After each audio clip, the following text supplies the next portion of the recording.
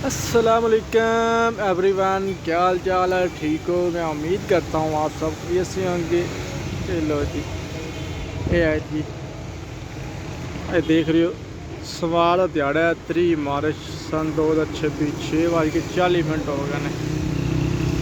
ये इस्लामाबाद का view check कर लो जी, चारों तरफ ही मौसम खराब है। देख रहे हो जी, ये है जी इस्लामाबाद, रावलपिंडी और इस्लामाबाद बिल्कुल मौसम खराब है। रात 12 बजे बारिश लगी हुई है ते रुकने का ना ही लै रही, फिर भी मोबाइल तरीक सवार ध्याड़ा 3 मार्च 6:41 हो गए हैं। इस्लामाबाद है, चारों तरफ ही मौसम खराब है, दगड़ मगड़ है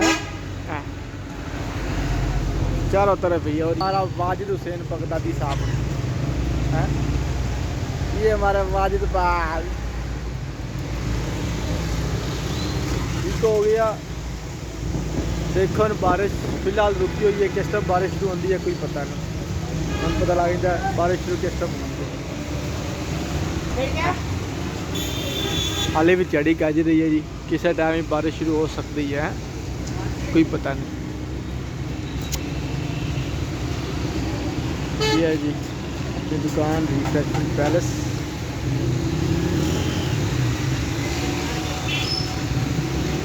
ये है जी हमारा लेमन सोडा।